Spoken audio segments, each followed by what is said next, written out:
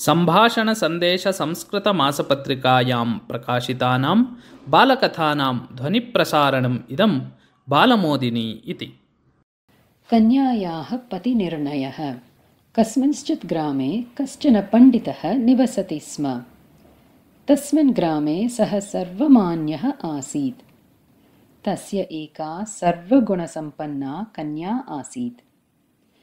आशैशवात् अतीव स्नेहसमादरसहिततया सा वर्धिता आसीत्।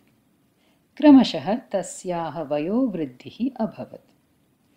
तस्याः परिणयार्थं बहवः प्रस्तावाः आगताः, किन्तु उच्चाकाङ्क्षिणी सा कन्या प्रतिज्ञाबद्धा आसीत् यत् सर्वे यं प्रशंसन्ति यश्च शक्तिशाली भवति तमेव अहं वृणोमि इति।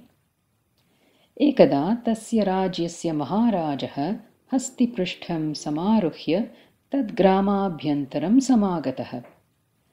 पण्डितस्य कन्या राजानम् अपश्यत्।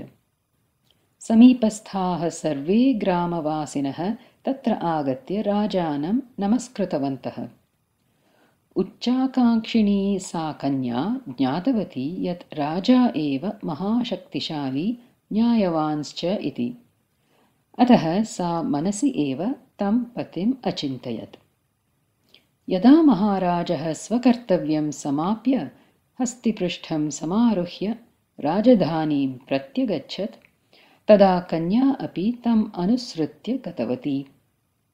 पथि महाराजः स्वस्य गुरुम् अपश्यत्। सः गुरुः साधुवेषधारी आसीत्।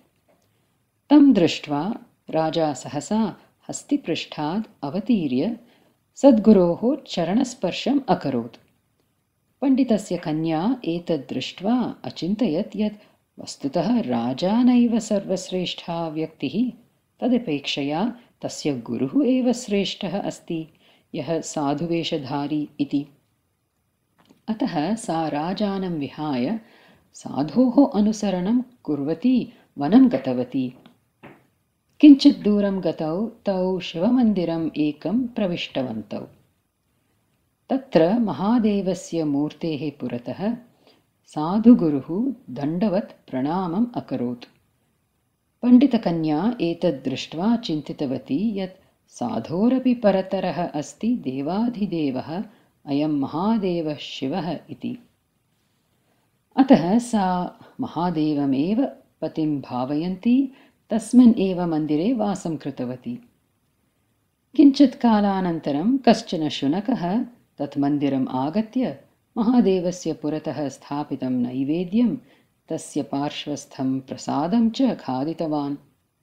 तत्पश्चात् पृष्ठचरणं समुत्थाप्य शिवलिङ्गस्य उपरि मूत्रविसर्जनं कृत्वा अग्रे अधावत्। एतद् दृष्ट्वा पण्डितस्य कन्या अचिन्तयत् यत् एषः शुनकः एव महादेवात् अपि श्रेष्ठः। भगवतः महादेवस्य विषये अन्यः को वा एतादृशं व्यवहारं कर्तुं समर्थः स्यात् इति। अतः सा मन्दिरवासं परित्यज्य तं शुनकम् अनुसृतवती। सः शुनकः तु धावन् गत्वा कस्यचित् ग्रामस्य पण्डितस्य गृहं प्रविष्टवान्। पण्डितस्य सुकुमारः तरुणः पुत्रः गृहस्य पुरतः पीठस्य उपरि उपविश्य चिन्तारतः आसीत्। शुनकः तस्य पार्श्वं गत्वा सस्नेहं तस्य पादलेहनम् आरब्धवान्। एतद् दृष्ट्वा पण्डितस्य पुत्री चिन्तितवती यत् पण्डितस्य युवकपुत्रः एव एतावता मया दृष्टेभ्यः सर्वेभ्यः अपि श्रेष्ठः, अतः एष एव मम पतिः भवितुं योग्यः अस्ति इति। अन्ततो गत्वा पण्डितस्य पुत्रेण सह तस्याः पण्डितकन्यायाः परिणयः अभवत्।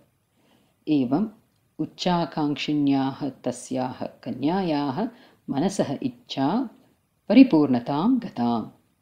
सा सुखेन दीर्घकालं यावत् जीवनम् अयापयत्।